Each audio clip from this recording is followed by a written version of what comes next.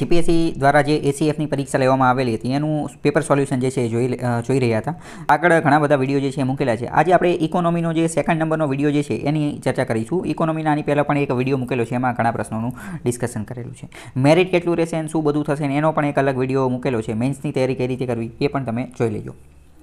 ઇકોનોમીનો પહેલો પ્રશ્ન જોઈએ કે આજે પણ કૃષિ ભારતમાં સૌથી વધુ રોજગારી પ્રદાન કરતું ક્ષેત્ર છે. તો વસ્તી ગણતરી 2011 અનુસાર કૃષિ અને સંલગ્ન પ્રવૃત્તિઓ સાથે સંકળાયેલી વસ્તીની ટકાવારી કેટલી હતી? એગ્રીકલ્ચર એન્ડ એલાઇડ એક્ટિવિટીઝ જે છે એની સાથે જોડાયેલા કેટલા લોકો જે છે એ હતા? તો એ હતા 54% લોકો જે છે, અરાઉન્ડ 54% લોકો જે છે એ કોની સાથે જોડાયેલા હતા? તો કે એ કૃષિ સાથે જોડાયેલા હતા. જો department of agriculture and farmers welfare આ જે મિનિસ્ટ્રી ઓફ એગ્રીકલ્ચર અંતર્ગત આવે છે એણે કીધેલું છે કે ભારત સરકાર અંતર્ગત એગ્રીકલ્ચર જે છે એ 54% વસ્તી જે છે એની સાથે જોડાયેલું છે સેન્સસ 2011 અનુસાર. અને સાથે સાથે વાત કરી લઈએ તો ઇટ કોન્ટ્રીબ્યુટ્સ 17% ભારતની જે જીવીએ ગ્રોસ વેલ્યુ એડેડ જે છે એની અંદર એ ફાળો આપે છે. 54% લોકો કૃષિ સાથે જોડાયેલા છે અને આ 54% લોકો કૃષિની અંતર્ગત કાર્ય કરી અને 17% જીવીએ ગ્રોસ વેલ્યુ એડેડની અંદર જે છે એ ફાળો આપે છે. તો આ તમે મેન્સની અંદર પણ ગમે આ ડેટાનો જે છે એ ઉપયોગ કરી શકો છો. એસે બેસે નિબંધ કેવું કંઈ લખતા હોય તો એમાં પણ ઉપયોગ કરી શકો છો. અને પ્રશ્ન તો અત્યારે પૂછાઈ ગયો. આ એની વેબસાઇટ ઉપર પણ બધી વસ્તુ આપેલી છે, તમે એકવાર પોઝ કરી અને જોઈ લેજો, અથવા તો જે હું ટેલિગ્રામ ઉપર મૂકી દઈશ આ આખી પીડીએફ, ત્યાં જે છે એ તમે જોઈ લેજો. આગળનો બીજો પ્રશ્ન શું છે કે પૂર્વ ભારતમાં નોર્થ ઇસ્ટ ઇન્ડિયાની અંદર 7 સિસ્ટરના 7 રાજ્યો જે છે એની અંદર હરિયાળી ક્રાંતિ લાવવા માટે, ગ્રીન રિવોલ્યુશન લાવવા માટે વરસાદ આધારિત વિસ્તારમાં આશરે 60,000 જેટલા ગામોને એકીકૃત વિકાસ કરવા માટે, ઇન્ટિગ્રેટેડ ડેવલપમેન્ટ 60,000 જેટલા વિલેજીસને, અને પામ ઓઇલનો પ્રચાર કરવા માટે ભારત સરકારની કઈ કૃષિ નીતિની પેટા યોજના છે? એટલે કે એક કૃષિ નીતિ છે એની જે છે પેટા યોજના એ નીચેનામાંથી કઈ છે? તો એનો જવાબ જે છે એ આવશે રાષ્ટ્રીય કૃષિ વિકાસ યોજના. રાષ્ટ્રીય કૃષિ વિકાસ યોજના જે છે એ બહુ મોટી યોજના છે અને એના અંતર્ગત જે છે આ બધું કરવામાં આવેલું છે. હવે જો અહીં તમે સમજો પહેલાં તો થોડું, મહાત્મા ગાંધી રાષ્ટ્રીય ગ્રામીણ રોજગાર ગેરંટી યોજના, આ એમજી નરેગા એ તો આવે જ નહીં, કારણ કે આ તો ગ્રામ્ય વિસ્તારની અંદર જે છે રોજગારી પૂરી પાડવા માટેની યોજના છે. એમજી નરેગા ઉપર ઘણા બધા વિડીયો જે છે મેં બનાવેલા છે, સ્ટડી ટેલર ઉપર જ છે, 3-4 વિડીયો બનાવેલા છે, જોઈ લેજો એટલે તમને ખબર પડી જશે. તો એ તો જવાબ આવે જ નહીં, કારણ કે આ તો કંઈ નોર્થ ઇસ્ટ આરે કંઈ લેવા દેવા છે નહીં, અને આ તો રોજગારીની વાત કરે છે. પછી આ પ્રધાનમંત્રી ફસલ વીમા યોજના એ તેનો આવે જવાબ, કેમ? કારણ કે આ તો વીમો આપવાની વાત કરે છે. તો તમે 50-50 સુધી તો આરામથી પહોંચી જાઓ. અહીંયા હું તમને બીજી વાત કહી દઉં કે જીપીએસસી યુપીએસસી તમે ગમે પરીક્ષા આપતા હશો તો દર વખતે જે છે સ્કીમ્સ, ગવર્મેન્ટ સ્કીમ્સ એટલે કે યોજનાઓ ઉપરથી પ્રશ્ન જે છે વારંવાર પૂછાતા હોય છે. દરેક પેપરની અંદર, દરેક પરીક્ષાની અંદર અરાઉન્ડ 10%, 10% જેટલું વેઇટેજ જે છે એ આ યોજનાઓનું હોય છે. તો યોજનાઓ ઉપર હું એક અલગથી સિરીઝ ચાલુ કરવાનો છું. મારું એક હિન્દી ચેનલ છે નોલેજ રિપેરિંગ, એની અંદર બધી જ યોજના જે છે એની એક ડેડિકેટેડ સિરીઝ જે છે હવે હું ટૂંક સમયમાં શરૂ કરવાનો છું. એની આ નોલેજ રિપેરિંગની જે ચેનલની લિંક હું ડિસ્ક્રિપ્શનમાં આપી દઈશ. એમાં તમે જોડાઈ જજો, એમાં વિડીયો જોજો, કારણ કે એમાં હું આ બધું ડિટેલમાં સમજાવવાનો છું. તો ત્યારે તમે જોઈ લેજો. અત્યારે આપણે આની વાત કરીએ, રાષ્ટ્રીય કૃષિ વિકાસ યોજના એ શું છે એની થોડી આપણે વાતચીત કરીએ. તો રાષ્ટ્રીય કૃષિ વિકાસ યોજના જે છે આ બહુ જૂની યોજના છે. બહુ જૂની એટલે કેટલી? તો કે 2007થી શરૂ કરવામાં આવેલી હતી. અને આનો મુખ્ય ઉદ્દેશ્ય શું છે? તો કે ડેવલપમેન્ટ ઓફ એગ્રીકલ્ચર, કૃષિનો વિકાસ કરવાનો હતો. અને એ પણ એની માટે અલગ અલગ સ્ટ્રેટેજીને એ બધું જે છે એ બનાવેલું હતું. અને એવું કમિટમેન્ટ કરેલું હતું, achieve 4% annual growth in the agriculture sector. કૃષિ વ્યવસ્થાની અંદર, કૃષિની અંદર જે છે દર વર્ષે 4%નો વાર્ષિક વિકાસ દર જે છે એ પ્રાપ્ત કરવો. બીજું આની અંદર થોડી વાત કરીએ કે રાષ્ટ્રીય કૃષિ વિકાસ યોજના જે છે એ ઘણા બધા સેક્ટરને કવર કરી લે છે. એગ્રીકલ્ચરની અંદર દરેક વસ્તુ કવર કરી લે છે, જેમ કે ક્રોપ કલ્ટિવેશન એટલે કે પાકની વાવણી, હોર્ટિકલ્ચર, પછી એનિમલ હસબન્ડરી એન્ડ ફિશરીઝ એટલે કે પશુપાલન એ બધું, dairy development, agriculture research and education, forestry and wildlife, plantation, agriculture marketing, food storage, warehousing, soil and water conservation, agriculture financial institution, આ બધી જ વસ્તુ જે છે ને એને આ લોકો જે છે એ પોતાની અંદર સમાવેશ કરી લેતા હતા. ઇટ મીન્સ કે આ આખી હોલિસ્ટિક અને કોમ્પ્રિહેન્સિવ પ્રકારની જે છે એ યોજના હતી. અને જો અહીંયા તમે જોઈ શકો છો, બીજી મેઇન વસ્તુ આ યોજના અંતર્ગત તમારે શું યાદ રાખવાનું છે? તો કે આ યોજના રાષ્ટ્રીય કૃષિ વિકાસ યોજના જે છે એના અંતર્ગત એવું નક્કી કરેલું હતું કે આપણે ડીએપી બનાવશું. ડીએપી શું છે તો કે ડિસ્ટ્રિક્ટ એક્શન પ્લાન છે, અને એસએપી બનાવશું એટલે કે સ્ટેટ એક્શન પ્લાન બનાવશું. આપણે જોઈ લીધું કે રાષ્ટ્રીય કૃષિ વિકાસ યોજના અંતર્ગત એક કોમ્પ્રિહેન્સિવ યોજના છે અને કૃષિનો સંપૂર્ણપણે વિકાસ કરવાનો હતો અને 4% એન્યુઅલ ગ્રોથ જે છે એ પ્રાપ્ત કરવાનો હતો. તો આની માટે કરવાનું શું? આની માટે એક એક્શન પ્લાન બનાવવો પડે. તો પહેલાં એક નેશનલ એક્શન પ્લાન બનાવ્યો, એની નીચે એક સ્ટેટ એક્શન પ્લાન બનાવ્યો અને એની નીચે એક ડિસ્ટ્રિક્ટ એક્શન પ્લાન જે છે એ બનાવવામાં આવેલો હતો કોમ્પ્રિહેન્સિવ રિલેટેડ. અને આના અંતર્ગત અને આ બધા પ્લાન જે છે ને એ પ્લાનિંગ કમિશન આપણું જે પહેલાંનું જૂનું જે આયોજન પંચ હતું ને એની દેખરેખ અનુસાર એણે જે ગાઈડલાઈન આપી હતી ને એના અનુસાર બનાવેલું છે. આ બધી વસ્તુ 2007ની છે. ત્યારે જે છે એ પ્લાનિંગ કમિશન આયોજન પંચ જે છે એ કાર્યરત હતું. એટલે આ બધી ત્યારની વાતો છે. બીજું આમાં તમારે એક મહત્ત્વની વસ્તુ જે છે એ યાદ રાખવાની છે. એ શું છે તો કે એ છે SLCC. આ SLCC શું છે તો કે state level sanctioning committee. State level sanctioning committee જે છે એ પણ આના અંતર્ગત બનાવવામાં આવેલી છે. આ સ્ટેટ લેવલ સેન્કશનિંગ કમિટી જે છે એની રચના ને એ બધું કઈ રીતે થઈ એ આપણે જોઈએ. તો આ SLSC કમિટી જે છે એ રાષ્ટ્રીય કૃષિ વિકાસ યોજના અંતર્ગત જે કોઈ પણ પ્રોજેક્ટ ને એ બધું હોય તો એને મંજૂરી આપવાનું ને એ બધું કામ જે છે એ કરે છે. અને એનું આપણે થોડી વાત કરીએ તો એનું કમ્પોઝિશન, એની સંરચના જોઈએ તો એમાં એના મેઇન વ્યક્તિ, એના ચેરમેન કોણ હોય છે તો કે રાજ્યના જે ચીફ સેક્રેટરી, મુખ્ય સચિવ હોય ને એ હોય છે. પ્રિન્સિપલ સેક્રેટરી જે હોય એગ્રીકલ્ચર ડિપાર્ટમેન્ટના તો એ પણ એની સાથે જે છે જોડાયેલા હોય છે. ટૂંકમાં બે શબ્દો એવા છે, બે કીવર્ડ એવા છે કે જેની સાથે જેના વિશે જે છે એ તમને ખબર હોવી જોઈએ. આગળ બીજી વાત કરીએ તો આ જે સ્કીમ જે છે આ સ્કીમ અંતર્ગત 25,000 કરોડ રૂપિયા જે છે આપવામાં આવેલા હતા. 11મો પ્લાન, 11મો જે પંચવર્ષીય યોજના હતી એના અંતર્ગત વાત કરેલી હતી. અને એક ACA એટલે કે એડિશનલ સેન્ટર આસિસ્ટન્ટ કેન્દ્ર સરકાર તરફથી બીજું વધારાનું જે ફંડ જે છે એ પણ આપવામાં આવેલું હતું. અને બીજી મેઇન વસ્તુ આ રાષ્ટ્રીય કૃષિ વિકાસ યોજના અંતર્ગત આ જે સબ સ્કીમ જે છે એ સબ સ્કીમની અંદર પહેલી સ્કીમ જ જો આપેલું છે BGREI એટલે કે bringing green revolution to eastern India. પૂર્વ ભારતની અંદર ગ્રીન રિવોલ્યુશન, હરિત ક્રાંતિ જે છે એ લાવવાની છે. એના અંતર્ગત બધું આ રાઈસ એટલે કે ચોખાનું જે ક્રોપિંગ સિસ્ટમ જે છે એમાં સુધારો લાવવામાં આવશે. આસામ, વેસ્ટ બેંગોલ, ઓડિશા, બિહાર ને ઝારખંડ આ બધી જગ્યાએ જે છે એ સુધારો લાવવામાં આવશે. બીજું વાત કરીએ તો આમાં 60,000 જેટલા પલ્સીસ વિલેજીસ અને રેઇનફેડ એરિયા એટલે કે જ્યાં વરસાદ ઓછો આવે છે એ બધા વિસ્તારોની અંદર 60,000 જેટલા કઠોળ માટેના, પલ્સીસ એટલે કઠોળ માટેના ગામડા જે છે એના વિકાસ માટેનું શરૂ કરવામાં આવશે. પ્રમોશન ઓફ ઓઇલ પામ એટલે કે પામ ઓઇલ ને એ બધું પણ બનાવવામાં આવશે.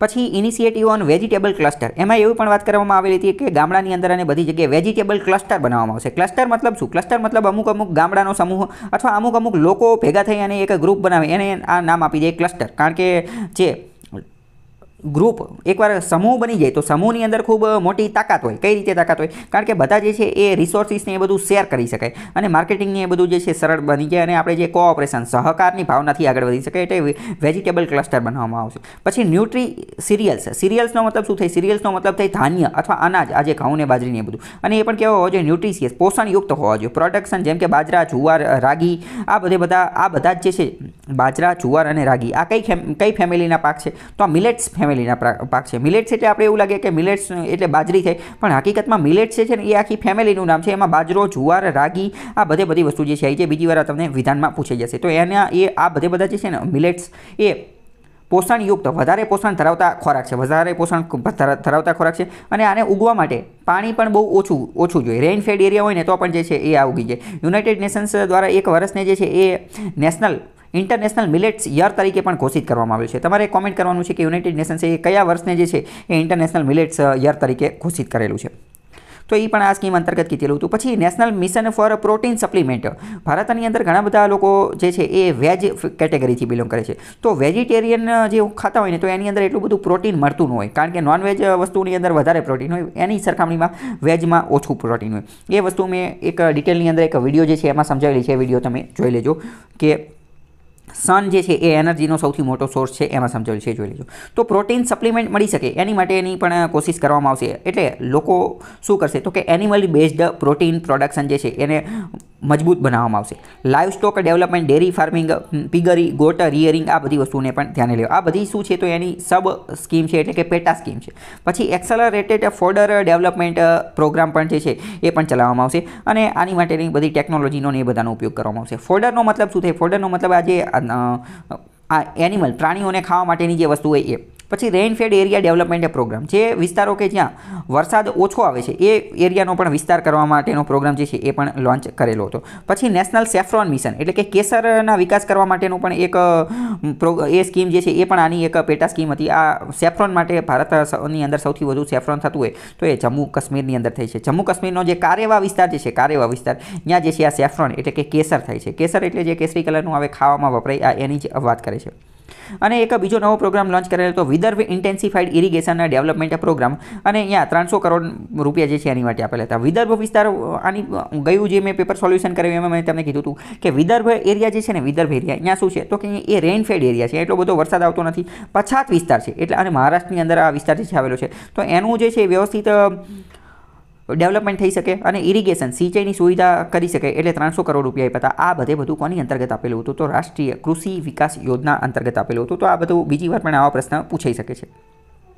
આગળનો બીજો પ્રશ્ન છે કે એમ્બર બોક્સ કઈ નીતિઓ સાથે સંબંધિત છે. એમ્બર બોક્સ જે છે ને એક રીતનું બોક્સ છે, ટોટલ 3 પ્રકારના બોક્સ છે. આ બોક્સ જે છે એ WTOની અંદર આપેલા છે, વર્લ્ડ ટ્રેડ ઓર્ગેનાઇઝેશન અંતર્ગત. આ 3 બોક્સ જે છે, બ્લુ બોક્સ, એમ્બર બોક્સ અને રેડ બોક્સ, આ 3 બોક્સ હકીકતમાં સબસિડી સાથે સંબંધિત છે, સબસિડી સાથે. પરંતુ આ સબસિડી તો કંઈ ઓપ્શનમાં છે નહીં. તો આ સબસિડી જે છે એ કોની છે તો આ બધી જે છે એ કૃષિ એગ્રીકલ્ચર સબસિડી, કૃષિ રિલેટેડ જે સબસિડી જે છે એની સાથે જોડાયેલા છે. તો એગ્રીકલ્ચર, આ કૃષિ વેપાર નીતિ જવાબ આવશે. હવે જો અહીંયા સમજો કે આ એમ્બર બોક્સ WTOનું જે રહ્યું ને, હકીકતમાં એમ્બર બોક્સ જે રહ્યું સબસિડી, એની અંદર એવી વાત પણ કીધેલી છે કે આની અંદર ડિસ્ટોર્ટ ટ્રેડ પ્રેક્ટિસિસ ન થવી જોઈએ. ડિસ્ટોર્ટ ટ્રેડ, એવી ટ્રેડ પ્રેક્ટિસિસ નહીં વાપરવાની કે જેમાં ડિસ્ટોર્શન થાય. ડિસ્ટોર્શનનો મતલબ શું કે સામેવાળા દેશને નુકસાન થાય. આપણી જે પોલિસી હોય, નીતિ હોય, નિર્માણ હોય, એના કારણે સામેના દેશ આપણા દેશમાં એક્સપોર્ટ કરતો હોય તો એને નુકસાન ન થવું જોઈએ, એને કહેવાય ડિસ્ટોર્શન. તો એને જો ધ્યાને લઈએ તો જાહેર સાહસ નીતિ જે છે એ પણ આનો જવાબ જે છે એ આવી શકે છે. બરાબર. તો હવે આમાં એટલું સ્પષ્ટ થતું નથી કે આ એક્ઝેક્ટલી કોની વાત કરે છે, અથવા તો એટલે કૃષિ વેપાર નીતિ પણ આવી શકે. અહીંયા જો તમે જોઈ શકો છો કે એમ્બર બોક્સ શું છે તો amber box are those subsidies that can distort international trade by making products of a particular country cheaper in comparison to other countries product. એટલે ઘણી બધી વાર કેવું થાય, ડિસ્ટોર્ટ પ્રેક્ટિસિસનો મતલબ શું, ગેરરીતિ. એક રીતે તમે એવું કહી શકો ગેરરીતિ. ઘણી બધી વાર ભારતવાળા શું કરે અથવા વિશ્વના બીજા દેશો શું કરે કે એ બીજા દેશની અંદર વસ્તુ વેચે અને એ સસ્તી ચીપ મળે એના કારણે શું કરે, ચીપ સસ્તી મળે ને એના કારણે શું કરે, એને સબસિડી આપી દે અથવા આવી કઈ વસ્તુ કરે. તો સબસિડીને એવું બધું આપે તો શું થાય કે સામે બીજા દેશની અંદર જ્યાં એક્સપોર્ટ કરતા હોય ત્યાં એ દેશની જે લોકલ પ્રોડક્ટ હોય એની સામે એ ટકી શકે નહીં. આમાં કઈ સબસિડી આવે તો કે ફર્ટિલાઇઝર એટલે કે ખાતરની સબસિડી, ઇરિગેશન સિંચાઈની સબસિડી, સીડ્સ એટલે કે બિયારણની નાની સબસિડી, ઇલેક્ટ્રિસિટી વીજળી અને MSPની આ બધી સબસિડી જે છે એ ચાલે છે. WTO કેટલાય લાંબા સમયથી એમ કહે છે કે આ એમ્બર બોક્સની સબસિડી બંધ કરવી જોઈએ. તો ભારત એનો વિરોધ કરે છે કે ના ભાઈ, અમે તો કૃષિ આધારિત અર્થવ્યવસ્થા છીએ, તો અમારે તો આની વગર ચાલે નહીં. અહીંયા જો 3 જે છે, ગ્રીન બોક્સ, એમ્બર બોક્સ અને બ્લુ બોક્સ જે છે એ અહીંયા આપેલું છે. આની સિવાય એક રેડ બોક્સ પણ આવે છે, એની વિશે આપણે પછી ક્યારેક વાત કરીશું. ગ્રીન બોક્સ અંતર્ગત જે કોઈ પણ સબસિડી આવે એ એવી છે કે જે WTOએ મંજૂર કરેલી છે, મતલબ કે એના કારણે કોઈ પણ પ્રકારનું ડિસ્ટોર્શન ટ્રેડ વેપારની અંદર ડિસ્ટોર્ટ ઊભો થતો નથી. જ્યારે એમ્બર બોક્સની અંદર જે છે એ 5% સુધીની અને 10% સુધીની લિમિટ જે છે આપેલી છે. અને બ્લુ સબસિડી વિશે અહીંયા તમે જોઈ શકો છો. બાકી પોઝ કરીને જોઈ લેજો, નીચે પણ વાંચી શકો છો. આગળનો બીજો પ્રશ્ન શું છે, નીચેનામાંથી કઈ સંસ્થા પસંદગીના કૃષિ ઉત્પાદનોની પ્રાપ્તિ, કૃષિ ઉત્પાદનો એટલે એગ્રીકલ્ચર પ્રોડક્ટ્સ, અને એની પ્રાપ્તિ, એનું વિતરણ, એનું નિકાસ અને એનો આયાત, એનો સોદો કરે છે? તો આની માટેનો જવાબ જે છે એ આવશે નાફેડ. આ બધું કાર્ય કોણ કરે છે તો કે નાફેડ કરે છે. નાફેડ જે છે એનું કામ પણ બહુ ઊંચું છે, હાઈ લેવલનું કામ જે છે કરે છે. નાફેડનું ફૂલ ફોર્મ તમને ખબર હોય તો પણ તમે જવાબ સુધી પહોંચી શકો. National agriculture cooperative marketing federation of India. Fed એટલે કે ફેડરેશન, અને આ માર્કેટિંગ ફેડરેશનનું કામ કરે છે. હવે જો આના નામની અંદરથી જ ખબર પડે, આ રાષ્ટ્રીય લેવલનું એક સંગઠન છે અને મેઇન શું કામ કરે છે, એગ્રીકલ્ચર રિલેટેડ, કૃષિ રિલેટેડ જે કોઈ પણ વસ્તુ હોય ને એની બાબતે કોઓપરેટિવ અલગ અલગ સંસ્થાઓને, અલગ અલગ સ્ટેક હોલ્ડરને સાંકળવાનું, સંકલન કરવાનું કામ કરે છે. મતલબ કે એગ્રીકલ્ચર, કૃષિના જે વેપારી હોય, કૃષિના જે ખેડૂતો હોય, કૃષિના જે મંત્રાલય હોય, કૃષિના જે ડિપાર્ટમેન્ટ હોય, એ બધાની વચ્ચે કોઓપરેટિવ સ્થાપે. અને આ ઉપરાંત એગ્રીકલ્ચર પ્રોડક્ટ્સ હોય એનું માર્કેટિંગ કરવાનું કામ જે છે આ કરે છે. તો આ બધું કામ શું કરે છે, નાફેડ કરે છે. તો એમાં જે વાત કરેલી હતી એ નાફેડ જ કરે છે. આની સ્થાપના 1958માં થઈ ગઈ હતી. ગાંધી જયંતિ 2 ઓક્ટોબરના રોજ જે છે થયેલી હતી. અને એ એક રીતે મલ્ટી સ્ટેટ કોઓપરેટિવ સોસાયટી છે. Multi state cooperative society act અંતર્ગત એની સ્થાપના થયેલી છે. અને આની સ્થાપના પાછળનો એનો ઉદ્દેશ્ય એવો હતો કે એગ્રીકલ્ચર પ્રોડક્ટ જે છે, એગ્રીકલ્ચર પ્રોડક્ટ એની અંદર આપણે કોઓપરેટિવ એટલે કે આ જે સહકારી મંડળીના રૂપથી જે છે એ આગળ વધવી અને કોઓપરેટિવ માર્કેટિંગના એ બધાના માધ્યમથી આગળ વધી. ઘણી બધી વાર મેં તમને કીધેલું છે કે કોઓપરેટિવ સહકારી મંડળી જે છે એના માધ્યમથી ઘણી ક્રાંતિ સર્જી શકાય છે, ઘણું આગળ વધી જાય છે. એનું જીવતું જાગતું ઉદાહરણ શું છે? અમૂલ જે છે, અમૂલ આનંદ મિલ્ક યુનિયન લિમિટેડ, એ એક રીતે કોઓપરેટિવ સોસાયટીનું એક સક્સેસફુલ મોડલ છે. તો એ જ મોડલને જો એગ્રીકલ્ચર પ્રોડક્ટની અંદર પણ જો સફળતાપૂર્વક એનો પ્રયોગ કરવામાં આવે તો ભારતની અંદર એગ્રીકલ્ચર રિલેટેડ જેટલી પણ સમસ્યા જે છે એ બધાનો જે છે એ સામનો કરી શકાય છે. તો એની માટે તો આ નાફેડ બનાવેલું છે, પરંતુ હજી એનું જે છે એ ગ્રાઉન્ડ લેવલ ઉપર જે છે એ જોવા મળતું નથી. અહીંયા નાફેડની વેબસાઇટની અંદર એના ઓબ્જેક્ટિવને એ બધું આપેલું છે. એમાં તમે અહીંયા જોઈ શકો છો કે develop, marketing, processing, storage, agriculture, horticulture, forest, આ બધી વસ્તુ જે છે એ કરવામાં આવે છે. ટેકનિકલ સપોર્ટ પૂરો પાડવાનું કામ કરે છે. ખેડૂતોને ને એ બધાને ભેગો કરવાનું ને એ બધું કામ જે છે એ કરે છે. એક રીતે કોઓપરેશનનું, કોઓર્ડિનેશનનું ને એ બધાનું કામ કરે છે. બાકી તમે પોઝ કરી અને જોઈ લેજો. આગળનો પ્રશ્ન શું છે કે નેશનલ ફૂડ સિક્યુરિટી એક્ટ, રાષ્ટ્રીય ખાદ્ય સુરક્ષા બિલ બાબતે વિધાન આપેલા છે કે તે 2010માં રજૂ કરવામાં આવેલું હતું અને 2011માં તે પસાર કરવામાં આવેલો હતો. બિલ 2010માં રજૂ કર્યું અને 2011માં એ કાયદો પસાર કર્યો. અને ત્રીજા નંબરનું એવું કહે છે કે આ અધિનિયમ પીડીએસ એટલે કે પબ્લિક ડિસ્ટ્રીબ્યુશન સિસ્ટમ હેઠળ સબસિડીવાળા અનાજ માટે 75% ગ્રામીણ અને 50% શહેરી વિસ્તારને કાનૂની અધિકાર આપે છે. આમાં જે છે એ ત્રીજો જવાબ જે છે એ જ સાચો છે, બીજા બે ખોટા છે. કારણ કે આ જે નાફસા, આ આખાનું નામ શું છે? નાફસા ઉપર મેં ધ હિન્દુની અંદર ઘણી બધી વાર સમજાવેલું છે અને એની ઉપર એક અલગ વિડીયો લેક્ચર પણ છે. નાફસા સર્ચ કરશો આ ચેનલની અંદર એટલે મળી જશે. નેશનલ ફૂડ સિક્યુરિટી એક્ટ આ ક્યારે આવેલો હતો? આ 2013ની અંદર આવેલો હતો. અને આ પ્રશ્ન એટલે પૂછેલો છે કારણ કે કોવિડ વખતે આ જે છે ખૂબ જ ચર્ચામાં રહેલો હતો. પ્રધાનમંત્રી ગરીબ અન્ન યોજના જે છે એમાં એને અને આની પણ લેવા દેવા હતા અને ઘણા બધા ગરીબોને જે અનાજ આપેલું હતું એ આના અંતર્ગત આપેલું હતું. તો 2013માં આવેલો હતો એટલે પહેલું ને બીજું તો ખોટું છે. અને 75% ગામડાના લોકો અને 50% શહેરના લોકોની વસ્તીને આવરી લે છે. એ તમે અહીંયા જોઈ શકો છો. એ નેશનલ ફૂડ સિક્યુરિટી એક્ટ 2013ની અંદર આવેલું હતું. અને આનો બેઝિક કોન્સેપ્ટ, સામાન્ય કોન્સેપ્ટ શું હતું કે સમગ્ર વિશ્વની અંદર ને આપણે સમગ્ર વિશ્વની અંદર જે એસડીજી લાવેલા છે તો એસડીજીની અંદર કોઈ ગરીબ, કોઈ જે છે ભૂખમરો જે છે એને નાબૂદ કરવાનો હતો. તો એવી રીતે ભારતની અંદર ફૂડ સિક્યુરિટી પ્રાપ્ત થઈ શકે એની માટે આ પ્રાપ્ત કરેલું હતું કે દરેક લોકોને હેલ્ધી અને ન્યુટ્રિશન, પોષણયુક્ત ખોરાક, આહાર જે છે એ મળી જાય. અને આપણે બંધારણના અનુચ્છેદ 21માં પણ કીધેલું છે કે જીવન જીવવાનો અધિકાર છે. તો એ જીવન ક્યારે જીવી શકશે? ખાવાનું મળશે તો જીવન જીવી શકશે. એટલે એના અંતર્ગત આપણે આ પીડીએસ સિસ્ટમ અંતર્ગત સસ્તા અનાજની દુકાનમાંથી સસ્તું અનાજ મળી રહે એની માટે આ નાફસા એક્ટ 2013માં જે છે એ લાવેલો હતો. અહીંયા આપેલું છે 75% ગામડાના અને 50% જે છે એ શહેરના લોકોને જે છે એ આવરી લે છે. બાકી આ તમે પોઝ કરી અને જોઈ શકો છો. બીજો આગળનો પ્રશ્ન છે. હવે જો આ તો પ્રશ્ન શું પૂછેલો છે કે ભારતમાં એસએસઆઈનો મતલબ શું થાય કે સ્મોલ સ્કેલ ઇન્ડસ્ટ્રીઝ, લઘુ કદના ઉદ્યોગો, એની જે નોંધણી, એના રજિસ્ટ્રેશનની બાબતમાં જે છે કયું વિધાન જે છે એ સાચું છે? તો પહેલું એવું કહે છે કે માત્ર એસએસઆઈ ઉત્પાદન એકમોની નોંધણી જે છે એ ફરજિયાત છે. તો એ વાત ખોટી છે. એનું મેન્યુફેક્ચરિંગ વાળા હોય એની જ નોંધણી જરૂરી નથી. પ્રોડક્શન કરતા હોય એની તે જરૂરી છે અને સર્વિસવાળા હોય એની પણ જરૂરી છે. તો પહેલું વિધાન ખોટું છે. એસએસઆઈ ઉત્પાદન એકમોની નોંધણી ફેક્ટરી એક્ટની કલમ 2MI અને 2MII અંતર્ગત થાય છે. તો મારા મત પ્રમાણે તો એ પણ ખોટું છે. અહીંયા તમે જોઈ શકો છો એસએસઆઈ રજિસ્ટ્રેશન એટલે કે સ્મોલ સ્કેલ ઇન્ડસ્ટ્રીનું રજિસ્ટ્રેશન, એનો ઓબ્જેક્ટિવ ને પ્રોસિજર ને એ બધું જે છે એ અહીંયા આપેલું છે. અહીંયા તમે પહેલાં જોશો તો તમને ખબર પડશે કે ઇન્ડસ્ટ્રીની અંદર મેન્યુફેક્ચરિંગ, પ્રોડક્શન અને રેન્ડરિંગ સર્વિસીસ દરેકનું જે છે એ નોંધણી કરાવવી જરૂરી છે. ખાલી મેન્યુફેક્ચરિંગવાળાની જ તે હોય એવું જરૂરી નથી. અહીંયા જોઈ શકો છો પોઝ કરીને. બાકી આજે એમને જે સેક્શન કીધેલા છે એ સેક્શન અહીંયા લખેલા છે, પરંતુ એમાં ક્યાંય એસએસઆઈની વાત જે છે એ કરેલી નથી. બાકી તમે પોઝ કરીને જોઈ લેજો. આગળનો પ્રશ્ન છે કે ભારતમાં ઔદ્યોગિક વિકાસના 4 તબક્કામાંથી કયા તબક્કાને વ્યાપક રીતે ઔદ્યોગિક પુનઃ સુધારણાના તબક્કા તરીકે ઓળખવામાં આવે છે? તો આનો જવાબ હું તમને ડાયરેક્ટ કહી દઉં કે આમાં ત્રીજો તબક્કો આવશે. હકીકતમાં ભારત જ્યારથી આઝાદ થયું અથવા તો ભારતે જે ઔદ્યોગિક વિકાસ કરેલો છે, ઇન્ડસ્ટ્રીયલ ડેવલપમેન્ટ કરેલું છે, તો આ આખો જે આ ઇન્ડસ્ટ્રીયલ ડેવલપમેન્ટ જે છે એને અલગ અલગ તબક્કાની અંદર વહેંચવામાં આવે છે. એની અંદર મુખ્યત્વે 4 તબક્કા છે. આની પહેલાં પણ જીપીએસસીએ જે છે એ આની ઉપર પ્રશ્ન પૂછેલો છે અને ત્યારે પણ મેં આ 4 તબક્કા જે છે એ ડિટેલમાં સમજાવેલા હતા. અત્યારે ફરીથી હું તમને આ સમજાવવાની કોશિશ કરું. તો ઇન્ડસ્ટ્રીયલ ડેવલપમેન્ટ ઇન ઇન્ડિયા, આ ભારતની અંદર જે ઔદ્યોગિક વિકાસ થયેલો હતો એના અલગ અલગ ફેઝ છે. 3-4 જેટલા ફેઝ જે છે એ 4 ચરણ જે છે એને આપણે જોવાની કોશિશ કરીશું. સિવિલ્સ ડેઇલીની વેબસાઇટ ઉપરથી આપણે જોવાની કોશિશ કરીશું. સિવિલ્સ ડેઇલી જે છે એક સારી એવી વેબસાઇટ છે જેમાં તમને ઘણા એવા સારા આર્ટિકલ ને એ બધું મળશે. તમને ટાઈમ મળે તમે એની પ્રિપેરેશનની અંદર એનો જે છે ઉપયોગ કરી શકો છો.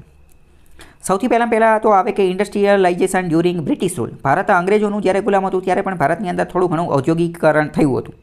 ત્યારે ભારતના જે ઉદ્યોગો હતા ત્યાં એ કેવા હતા, had a global presence before the advent of the Britishers. બ્રિટિશરો ભારતની અંદર આવ્યા એની પહેલાંની વાત કરવી ને ત્યારે તો ભારતના ઉદ્યોગો ધમધમતા હતા અને ત્યારે તો ભારતના ઉદ્યોગોનો વિદેશની અંદર દબદબો હતો, કારણ કે આપણે વિદેશની અંદર ઘણી બધી વસ્તુ એક્સપોર્ટ કરતા હતા. આપણે લોથલની વાત કરવી તો એ તો ઇન્ડસ વેલીના સમયથી જ આપણે જે છે દેશ વિદેશમાં વેપાર કરતા હતા. મતલબ કે અંગ્રેજોના પહેલાં ભારતના જે ઉદ્યોગો હતા એનો વિદેશમાં પણ દબદબો હતા. એક્સપોર્ટની અંદર આપણે એક્સપોર્ટ નિકાસની અંદર પણ આપણે જે છે એ વધારે પડતી નિકાસ જે છે કરતા હતા. પરંતુ અંગ્રેજોના આવવાથી શું થયું, India accounted for a quarter of world's industrial output. પરંતુ અંગ્રેજોના આવવાથી અંગ્રેજોની નીતિઓના એના કારણે આપણું ઇન્ડસ્ટ્રીયલાઇઝેશન એ બધામાં ઘટાડો થયો. આપણું એક્સપોર્ટ ને એ બધું ઘટ્યું, એક્સપોર્ટ જે છે એ ઘટ્યું અને ઇમ્પોર્ટ જે છે એ વધી ગયું. The export from India consists of manufacturing goods like cotton, silk, artistic wear, silk અને woolen cloth. આપણે શું એક્સપોર્ટ કરતા હતા, વિદેશને આપણે શું વેચતા હતા, તો કે કપાસનું કાપડ, સિલ્કનું કાપડ એટલે કે રેશમનું કાપડ, આર્ટિસ્ટિક વેર એટલે કે આર્ટિસ્ટ લોકો, કલાકાર લોકો, જે ભારતની અંદર જે સુથાર લોકો, કુંભાર લોકો, આ બધા લોકો જે હસ્તકલાકારી કરીથી જે બનાવેલી વસ્તુ એ વેચતા હતા. સિલ્ક અને વૂલ એટલે ઊનના કપડાને એ બધું વેચતા હતા. The impact of British policies, આ બ્રિટનની જે ઇન્ડસ્ટ્રીયલ પોલિસી હતી એના કારણે આપણી ઇન્ડસ્ટ્રીયલ રિવોલ્યુશન જે છે એ અટકી ગઈ હતી અને ભારતની હેન્ડીક્રાફ્ટ ઇન્ડસ્ટ્રી જે છે એ તો સંપૂર્ણપણે નાશ પામી ગઈ હતી. અને એના કારણે શું થયું કે આપણું તો અહીંયા બધું પૂરું થઈ ગયું અને બ્રિટનની જે બધી વસ્તુ રહી એ ભારતની અંદર ફ્લડિંગ થવા લાગી, ભારતની માર્કેટની અંદર. હવે આપણે આ બધા જે છે એને થોડું સમજવાની કોશિશ કરીએ. તો ડિક્લાઇન ઓફ ટ્રેડિશનલ હેન્ડીક્રાફ્ટ એ બધું નાશ પામી ગયું. પ્રથમ ચરણ જે છે એને આપણે ક્યાં એ જોઈએ કે ઇન્ડસ્ટ્રીયલાઇઝેશનનું પ્રથમ ચરણ કેવું હતું. આ ઇન્ડસ્ટ્રીયલ રિવોલ્યુશન અથવા ઇન્ડસ્ટ્રીયલ ડેવલપમેન્ટના ચરણ જે છે એ બધા આઝાદી પછીના છે. આઝાદી પહેલાંની વાત કરવી તો આઝાદી પહેલાં મેં તમને થોડોક અંદાજ આપી દીધો કે અંગ્રેજોની પહેલાં કેવું હતું, તો કે અંગ્રેજોની પહેલાં તો આપણે ઇન્ડસ્ટ્રીની અંદર સારા પ્રમાણમાં ઝળહળતા હતા. પરંતુ અંગ્રેજો આવવા પછી શું થયું, તો કે એની અંદર ઘટાડો થયો. હવે આઝાદી પછીની વાત કરીએ તો આઝાદી પછી ઇન્ડસ્ટ્રીયલ ડેવલપમેન્ટનો જે પ્રથમ ચરણ એ હતો 1950થી 1965નો. 1950થી 1965નો આ 15 વર્ષનો હતો. આ ચરણને કયું કહેવામાં આવે છે, તો કે industrial sector at the time of independence. ભારતની આઝાદીના સમયે ઇન્ડસ્ટ્રીયલ સેક્ટર, ઔદ્યોગિક ક્ષેત્રો એ કયા હતા, શું હતા, કેવી રીતે હતા એ જોઈએ. અને એના લક્ષણો કયા હતા એ આપણે જોઈએ. તો કે મોટાભાગના majority of consumer goods industries, મોટાભાગના જે ઉદ્યોગો હતા ને એ કેવા હતા, કન્ઝ્યુમર ગુડ્સ કે જે ઉપભોગ માટેની વસ્તુ જે બનાવતા હોય ને એ, અને પ્રોડ્યુસર ગુડ્સ જે છે એ બનાવતા હોય ને એ હતા. કન્ઝ્યુમર ગુડ્સનો મતલબ શું થાય, કન્ઝ્યુમર ગુડ્સ એટલે વપરાશ માટેની વસ્તુઓ જે આપણે રોજિંદા જીવનમાં, રોજબરોજના જીવનમાં જે વાપરતા હોય ને એને કહેવાય કન્ઝ્યુમર ગુડ્સ. જ્યારે બીજા ઉદ્યોગો આવે હેવી ઇન્ડસ્ટ્રી એટલે કે જેમ કે સ્ટીલ ઉદ્યોગ, જેમ કે સિમેન્ટ ઉદ્યોગ, આ મોટા ઉદ્યોગ હોય કે એની અંદર એનો ઉપયોગ કંઈ રોજબરોજના જીવનમાં આપણે ન કરીએ, પરંતુ કંઈક પ્રોડક્શન કરવા માટે કે એ બધા માટે કરતા હોય. તો જ્યારે આપણે આઝાદ થયા 1950થી 1965નો સમયગાળો હતો ત્યારે મોટાભાગની મેજોરિટી ઉદ્યોગો કેવા હતા, મેજોરિટી ઇન્ડસ્ટ્રી કેવી હતી, તો કે કન્ઝ્યુમર ગુડ્સની ઇન્ડસ્ટ્રી હતી. resulting in a loop-side industrial development. The ratio of industrial goods industries to producer goods capital goods 62:33 no ratio હતો. 1950 સુધીમાં જે છે એ 62:33 નો રેશિયો હતો. એનો મતલબ કે કન્ઝ્યુમર ગુડ્સ ઇન્ડસ્ટ્રી, આપણે રોજબરોજના જીવનમાં જે વપરાશ કરતા હોય એ વસ્તુના જે ઉદ્યોગો હતા એ 62 હતા, જ્યારે એની સામે કેપિટલ ગુડ્સ ઇન્ડસ્ટ્રી, કેપિટલનું નિર્માણ કરવાવાળી જે ઉદ્યોગ હતા એ કેટલા હતા, એ 38 હતા 1950 સુધીમાં.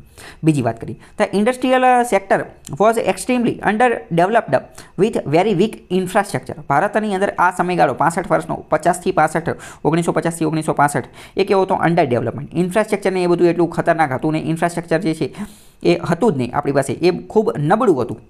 બીજું, the lack of government support, ત્યારે સરકાર પણ કોઈ સપોર્ટ કરતી નથી. સરકારે ઇન્ડસ્ટ્રીયલ ઉદ્યોગોને જે છે એ ફાયદો થાય અથવા એમને કંઈ સપોર્ટ કરી શકે એવી કોઈ પોલિસી, એવી કોઈ ગાઈડલાઇન જે છે એ બનાવેલી ન હતી.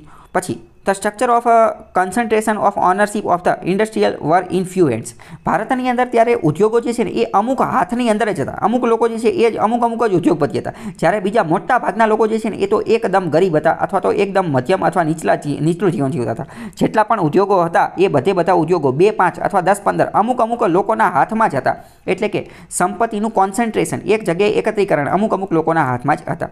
પછી ટેકનિકલ અને મેનેજરિયલ સ્કિલ જે છે એ ખૂબ જ ઓછી હતી. ખૂબ જ ટેકનિકલ નોલેજ હતું નહીં, ટેકનોલોજીમાં આપણે એટલા એડવાન્સ હતા નહીં, મેનેજમેન્ટનું ને એ બધું પણ એટલી પણ સ્કિલ જે છે આપણને જોવા મળતી ન હતી. આ બધું આપણે 1950થી 1965નો જે સમયગાળો હતો ને ત્યારની વાત છે, ફર્સ્ટ ફેઝની અંદર. તો આ બધી વસ્તુ હોવાના કારણે શું થયું, તો national leadership reached on a consensus that economic sovereignty and economic independence lay in the rapid industrialisation including the development of industrial infrastructure. એટલે આવી બધી વસ્તુ હતી એટલે ભારતના નેતાઓને ખબર પડી કે આપણે એક રીતે ઉદ્યોગો જે છે ઉદ્યોગો એનો વિકાસ કરવો પડશે અને ઉદ્યોગોનો જો વિકાસ કરવો હશે તો આપણે ઇકોનોમિક સોવરેનિટી પ્રાપ્ત કરી શકીશું અને ઉદ્યોગોનો વિકાસ કરવા માટે પહેલાં તો આપણે સારું એવું ઇન્ફ્રાસ્ટ્રક્ચર માળખાગત સુવિધા જે છે એ બનાવવી પડશે. એટલે ટૂંકમાં બધા લોકોએ ભેગા થઈને એવું નક્કી કર્યું કે હવે આપણે ઔદ્યોગિક વિકાસ કરીશું અને એની માટે આપણે ઇન્ફ્રાસ્ટ્રક્ચરને એવું બધું બનાવશું. તો પહેલી પ્રથમ પંચવર્ષીય યોજના જે બનાવી પ્રથમ પંચવર્ષીય યોજના એમાં તો આપણે કૃષિ ઉપર જે છે એ ધ્યાન આપ્યું. તો પ્રથમ પંચવર્ષીય યોજનામાં તો એવું કંઈ ઇન્ડસ્ટ્રીયલાઇઝેશન ઉદ્યોગ ઉપર એટલું કંઈ ધ્યાન જ ન આપ્યું. પણ કૃષિ ઉપર ભાર દેવા છતાં પણ પ્રથમ પંચવર્ષીય યોજના અંતર્ગત અમુક પબ્લિક સેક્ટર અને પ્રાઇવેટ સેક્ટરની જે કંપની જે છે એની રચના થઈ હતી. જેમ કે હિન્દુસ્તાન શિપયાર્ડ, હિન્દુસ્તાન ટૂલ્સ અને ઇન્ટિગ્રલ કોચ ફેક્ટરી, આ બધા જે છે એ બન્યા હતા. હવે બીજી જે પંચવર્ષીય યોજના હતી એમાં તો આપણે સંપૂર્ણપણે સૌથી વધુ પ્રાયોરિટી તો ઇન્ડસ્ટ્રીયલાઇઝેશન ઉદ્યોગોને આપ્યું હતું. એ મોડેલને કહેવામાં આવે છે મહાલનોબિસ મોડેલ અને મહાલનોબિસ મોડેલ હતું એના અંતર્ગત આપણે એવું નક્કી કરેલું હતું કે બેઝિક એન્ડ કેપિટલ ગુડ્સ આપણે સામાન્ય અને જે કેપિટલ મૂડીગત વસ્તુઓ બનાવવાવાળી ઉદ્યોગ જે છે એને આપણે મોટા પ્રમાણમાં બનાવશું અને હેવી ઇન્ડસ્ટ્રી જે છે એ આપણે મોટા પ્રમાણમાં બનાવશું. એમને એવું કીધું કે આયરન એટલે કે લોખંડ અને સ્ટીલ માટેના ઉદ્યોગો, કોલસા માટેના ઉદ્યોગો, હેવી એન્જિનિયરિંગ માટેના ઉદ્યોગો, મશીન બિલ્ડિંગ માટેના ઉદ્યોગો, હેવી કેમિકલ માટેના ઉદ્યોગો, સિમેન્ટ માટેના ઉદ્યોગો, આ બધા જે છે એ આપણે બનાવશું. આ બધા ઉદ્યોગો એવા છે કે જે કેપિટલ ઇન્ટેન્સિવ છે અથવા તો આ બધા એવા છે કે જેની અંદર પહેલાં તો કેપિટલ મૂડીની ખૂબ વધારે જરૂર પડે પહેલી વસ્તુ. બીજી વસ્તુ આ ઉદ્યોગો એવા છે કે આ બધામાં કેપિટલની તો જરૂર પડે જ તે સાથે સાથે આ એવા છે કે જે બીજા કેપિટલનું પણ નિર્માણ કરી શકે. કારણ કે સમજો કે સિમેન્ટ બનાવી બરાબર, તો આ સિમેન્ટ બનશે તો એ સિમેન્ટનો ક્યાંક ઉપયોગ થશે, એ સિમેન્ટથી બીજું ઇન્ફ્રાસ્ટ્રક્ચર બનશે એટલે એમાંથી પાછું બીજું કેપિટલ બનશે. આયરન આ સ્ટીલ જે છે તો સ્ટીલનો તે બધે ક્યાંક ધાબુ ભરવાનું હોય, બિલ્ડિંગને એવું બધું બનાવવાનું હોય તો ત્યાં જરૂર પડે. એટલે કે ટૂંકમાં આ બધા કેપિટલવાળા ઉદ્યોગો હતા અને એવા પણ હતા કે જેના કારણે બીજા નવા કેપિટલનું પણ નિર્માણ થતું હતું. જ્યારે કન્ઝ્યુમર ગુડ્સ આની પહેલાં જે હતા એ બધા તો કન્ઝ્યુમર ગુડ્સ હતા. કન્ઝ્યુમર ગુડ્સ એટલે કે રોજબરોજની વપરાશમાં વપરાતા હોય. જે ત્રીજી પંચવર્ષીય યોજના હતી એની અંદર શું નક્કી કર્યું? તો એની અંદર એવું નક્કી કર્યું કે એસ્ટાબ્લિશિંગ basic capital and producer goods industries, capital અને પ્રોડ્યુસર બંને માટેની ઇન્ડસ્ટ્રી ઉદ્યોગ જે છે એ સ્થાપીશું અને ખાસ આપણે ધ્યાન આપીશું કોની ઉપર? તો કે મશીન બિલ્ડિંગ ઇન્ડસ્ટ્રી, મશીન બનાવવાવાળા જે ઉદ્યોગો હોય એની ઉપર ખાસ ધ્યાન આપીશું. કારણ કે આ મશીન જો અહીંયા બનશે તો આ મશીનનો ઉપયોગ કરી અને બીજા ઉદ્યોગો જે છે એ પણ સ્થાપી શકાશે. એટલે એના કારણે બીજા અને ત્રીજા નંબરનો જે પ્લાન હતો એણે મુખ્યત્વે કેપિટલ ગુડ્સ ઇન્ડસ્ટ્રી ઉપર વધારે ધ્યાન આપ્યું હતું અને કેપિટલ ગુડ્સ ઇન્ડસ્ટ્રી જે છે એ પણ મોટે ભાગે સરકારી કંપનીની અંદર આ કેપિટલ બનાવવાવાળી જે ઇન્ડસ્ટ્રી ઉદ્યોગો જે છે એ બનવાનું ને એ બધાનું જે છે એ ચાલુ થયું હતું.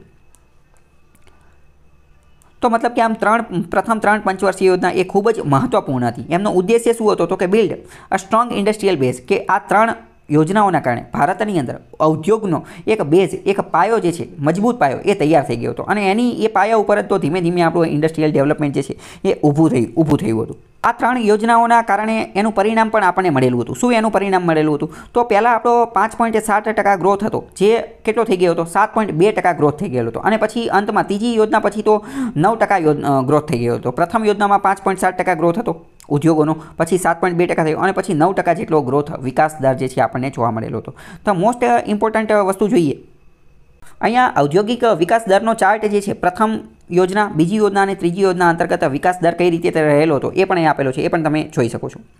હવે આપણે જોઈએ ઇન્ડસ્ટ્રીયલ ડેવલપમેન્ટ, ઔદ્યોગિક જે વિકાસ થયો હતો એનો આપણે બીજો ફેઝ, સેકન્ડ ફેઝની વાત કરીએ. સેકન્ડ ફેઝ હતો 1965થી 1980 દરમિયાન, 1965થી 1980. તો આ પણ 15 વર્ષનો સમયગાળો હતો. આ સમયગાળો કયો હતો? આ સમયગાળો હતો ઇન્ડસ્ટ્રીયલ ડિક્લેરેશન, એટલે કે હવે તો આપણે ઉદ્યોગની અંદર બહુ આગળ વધીશું. કેમ? કારણ કે 1950થી જે 1965નો સમયગાળો હતો, 1965નો આ જે 15 વર્ષનો સમયગાળો હતો આમાં આપણે 3 યોજના લાવેલા હતા, 3 પંચવર્ષીય યોજના, અને આ 3 પંચવર્ષીય યોજના અંતર્ગત આપણે આ જે ઔદ્યોગિકરણ જે છે એનો પાયો, એનો બેઝ જે છે આપણે મજબૂત બનાવી દીધો હતો અને હવે એ બેઝ ઉપર, એ પાયા ઉપર જે છે એ આપણે ઔદ્યોગોને વ્યવસ્થિત સ્થાપેલા હતા. હવે સાથે બીજા ફેઝની અંદર શું થયું? તો આપણે જોયું કે પ્રથમ ફેઝની અંદર મુખ્યત્વે જે છે કેપિટલ ગુડ્સ અને જે હેવી ઇન્ડસ્ટ્રીને એ બધાને થોડું વધારે મહત્ત્વ આપવામાં આવ્યું હતું. તો એના કારણે શું થયું? એના કારણે આ જે કન્ઝ્યુમર ગુડ્સ, વપરાશ કરવા માટેનું, ઉપભોક્તા માટેના જે ઉદ્યોગો હતા એની ઉપર એટલું બધું ધ્યાન આપી શકાયું નહીં, એટલે એ જે છે એ ખાડે જતો રહ્યો. હવે બેય જરૂરી છે. હેવી ઇન્ડસ્ટ્રી પણ જરૂરી છે અને કન્ઝ્યુમર ગુડ્સ માટેની ઇન્ડસ્ટ્રી પણ જરૂરી છે, કેપિટલ ગુડ્સ માટેની ઇન્ડસ્ટ્રી પણ જરૂરી છે. કારણ કે કન્ઝ્યુમર ગુડ્સ માટેની ઇન્ડસ્ટ્રી જે છે એ રૂરલ ઇકોનોમી, ગ્રામ્ય વ્યવસ્થા જે છે એની માટે ખૂબ જરૂરી છે. પરંતુ આ 3 યોજના અંતર્ગત કન્ઝ્યુમર ગુડ્સ જે છે એની ઉપર એટલું બધું ધ્યાન આપ્યું નહીં. કન્ઝ્યુમર ગુડ્સ સેક્ટર જે છે એનું બીજું નામ શું છે? Veg good sector. Veg good sector, તો એનું નામ પણ તમે જાણે. આગળનો પ્રશ્ન છે કે નીચેનામાંથી કયો ભારતમાં જાહેર ક્ષેત્રના સાહસોનો ઉદ્દેશ્ય નથી? ભારતમાં પહેલાં તો જાહેર ક્ષેત્રના સાહસો એટલે શું? જાહેર ક્ષેત્રના સાહસો એટલે ટૂંકમાં સરકારી કંપની, જે સરકારી કંપની હોય ને એને જાહેર ક્ષેત્રના સાહસો કહેવાય. પબ્લિક સેક્ટર અંડરટેકિંગ્સ, જેમ કે ONGC છે, જેમ કે આ ISRO છે, જેમ કે LIC છે, આ બધી સરકારી કંપની છે, તો એને કહેવાય જાહેર ક્ષેત્રના સાહસો. આપણે ગુજરાતીમાં તમે વાંચો ને કે જાહેર ક્ષેત્રના સાહસો અને વિચારો તો એવું લાગે કે સુઈ હશે, પણ તમે એનો મતલબ સમજી લો કે સરકારી કંપનીની વાત કરે છે તો તમને થોડોક આઈડિયા આવે. તો એનો ઉદ્દેશ્ય શું નથી? નેગેટિવ ક્વેશ્ચન પૂછેલો છે. મૂડી સર્જન, કેપિટલ ફોર્મેશન, તો એ તો એનો ઉદ્દેશ્ય છે જ તે, કારણ કે એના માધ્યમથી મૂડી જે છે એ બનાવવામાં આવે છે. આંતર માળખાનો વિકાસ એટલે કે ઇન્ફ્રાસ્ટ્રક્ચર જે છે એ ડેવલપ કરવામાં આવે, તો એ પણ એનો ઉદ્દેશ્ય છે ઇન્ફ્રાસ્ટ્રક્ચર. જેમ કે કોલ ઇન્ડિયા જે છે, કોલ ઇન્ડિયા લિમિટેડ, તો એ તો કોલસાનું ઉત્પાદન કરે છે. અને અથવા તો બીજી અમુક ઇન્ડસ્ટ્રી છે જેમ કે ONGC, તો એ નેચરલ ગેસને એ બધું પૂરું પડે છે. તો નેચરલ ગેસ અને આ કોલ ઇન્ડિયા જે છે તો એના કારણે શું થાય? તો કે એનર્જી મળે, અને એનર્જી જે છે એના કારણે તો આ ઇન્ફ્રાસ્ટ્રક્ચરને એ બધું જે છે બની શકે. પછી પ્રાદેશિક અસમાનતાઓ દૂર કરવી, તો એ પણ એનો ઉદ્દેશ્ય છે. કેમ? કારણ કે મોટે ભાગે ભારત જ્યારે આઝાદ થયું તો ખાલી શહેરો જે છે ને એ જ વિકસિત હતા, ગામડા એટલા બધા વિકસિત નહોતા. અથવા તો અમુક એરિયા જે છે, આપણે સમગ્ર ભારતની અંદર તમે જુઓ ને તો આજે પશ્ચિમ ભાગ અને આજે વેસ્ટર્ન પશ્ચિમ એટલે કે વેસ્ટર્ન ઇન્ડિયા અને આજે સાઉથ દક્ષિણ ભારતનો વિસ્તાર જે છે ને એ ખૂબ જ વધારે ડેવલપ છે. જ્યારે પૂર્વ ભારત એટલે કે આ નોર્થ ઇસ્ટના સ્ટેટ અને જે ઉત્તર ભારત જે છે UP બિહાર એ બધા એટલા હજી વિકસિત થયા નથી.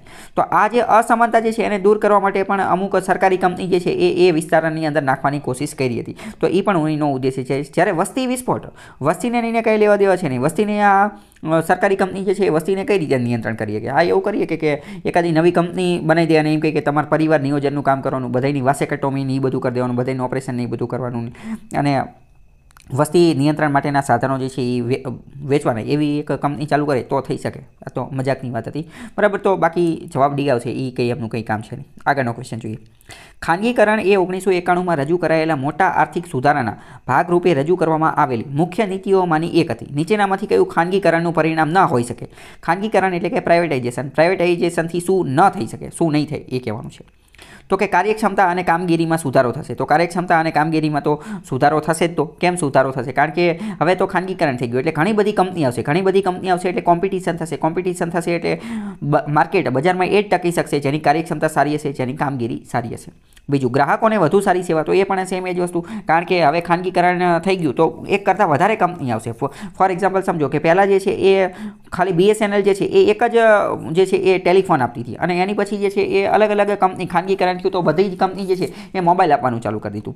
એક એવું પણ કહેવામાં આવે છે કે BSNL છેલ્લા ઘણા વર્ષોથી જે છે એ કામ કરે છે. તો BSNL કેટલા વર્ષોથી કામ કરે છે? એણે પોતાના સમયગાળા દરમિયાન જેટલા મોબાઈલ, જેટલા ટેલિફોન કનેક્શન નથી વેચ્યા ને એની કરતાં 20 થી 30 ગણા કનેક્શન જે છે ને એ આ જીઓ અને એરટેલ આ જે જીઓ અને એરટેલ ને એ બધા જે છે એ બધાએ આજે મતલબ કે કંપની, ટેલિકોમ કંપની, એમને ખાલી 10-20 વર્ષની અંદર વેચી લીધા. તો મતલબ કે આની ઉપરથી ખબર પડે કે જે પ્રાઇવેટ ખેલાડી આવે ને તો એ બધા લોકો પ્રોફિટના એના આધારે કામ કરે અને કસ્ટમરને જે છે સારી સુવિધા મળે. પહેલાં તમને ખ્યાલ હશે કે જે ટેલિફોનનું કનેક્શન લેવું હોય તો બહુ મોટી ઓળખાણ જોઈએ, અને એમાં જે તમે ટેલિફોનનું કનેક્શન લેવું હોય તો ઓળખાણ ને બધું જોઈએ, એ રીતે પાછા આવે ન આવે, વારંવાર ફોન કરવાનું નહીં બધું. જ્યારે અત્યારે તો ઘરે આવીને સિમ કાર્ડની ડિલિવરી જે છે કરી જાય છે. તો ગ્રાહકોને વધુ સારી સેવા મળશે. ઉત્પાદકતામાં પણ સુધારો થશે તો પ્રોડક્ટિવિટી પણ વધશે. જ્યારે પ્રાદેશિકતામાં પણ સુધારો થશે, જ્યારે પ્રાદેશિક અસમાનતામાં ઘટાડો થશે, એવું કહી ન શકાય. હકીકતમાં તો આ નહીં થાય. આ જે છે આ ન હોઈ શકે, કદાચ તો આ થશે જ નહીં, એવું પણ કહી શકાય કે આ થશે જ નહીં. કેમ? કારણ કે જે આ ખાનગીકરણ એટલે કોણ? તો ખાનગીકરણ એટલે કે પ્રાઇવેટ ખેલાડીઓ, ઉદ્યોગપતિઓ જે છે, તો એ લોકો તો પોતાના ઉદ્યોગો ક્યાં સ્થાપશે? તો એ લોકો તો પોતાના ઉદ્યોગો એ જગ્યાએ જ સ્થાપશે જ્યાં એમને વધારે નફો, વધારે પ્રોફિટ મળશે. તો મોટે ભાગે તો એ લોકો ક્યાં સ્થાપશે? શહેરની અંદર ને એ બધી જગ્યાએ સ્થાપશે, ગામડાની અંદર ને એ બધી જગ્યાએ નહીં સ્થાપે. તો અમુકની તો પ્રાદેશિક અસમાનતામાં કદાચ વધારો થઈ શકે છે, અહીંયા તેમ કીધું ઘટાડો એટલે નહીં છે. અહીં તમે સમજો થોડી વસ્તુ. ખાનગીકરણ અને સરકારી, આ બંને વસ્તુની આપણે થોડી જે છે એ કમ્પેરિઝન કરીએ એટલે તમને ભવિષ્યમાં જે છે એ થોડો ફાયદો થાય. અત્યારે એવી વાત ચાલે છે કે બેન્કો જે છે, બેન્કો એને ખાનગી કરો. 1969 1969ની અંદર જે છે એ બેન્કોને સરકારી કરી નાખી હતી. Nationalisation of the government banks, nationalisation of the bank, બેંકોનું રાષ્ટ્રીયકરણ કરી નાખ્યું અને બધી બેંકો સરકારી કરી નાખી. સરકારી બેંકો કરી 14 બેંકોનું રાષ્ટ્રીયકરણ કર્યું ઇન્દિરા ગાંધીની. એની પાછળનું એક કારણ એ હતું કે જે પહેલાં પ્રાઇવેટ બેંકો હતી ને તો બેંકો ખાલી પ્રોફિટના આધારે જ ચાલતી હતી. તો આ બેંકોવાળા શું કરતા હતા, નફાને એને ધ્યાનમાં રાખી અને જ્યાં વધુ ગ્રાહકો હોય ને વધુ ગ્રાહકો ત્યાં જ પોતાની બ્રાન્ચ નાખતા હતા. એટલે મોટા મેગા સિટીની અંદર, મોટા સિટીની અંદર ને એ બધી જગ્યાએ તો બ્રાન્ચો જે છે એ બધી જગ્યાએ જ બેંકો હતી. એટલે એના કારણે જે ફાઇનાન્શિયલ સર્વિસીસ ગામડાના લોકો સુધી તો પહોંચી જ નહીં, શહેરના લોકો સુધી જ પહોંચતી હતી.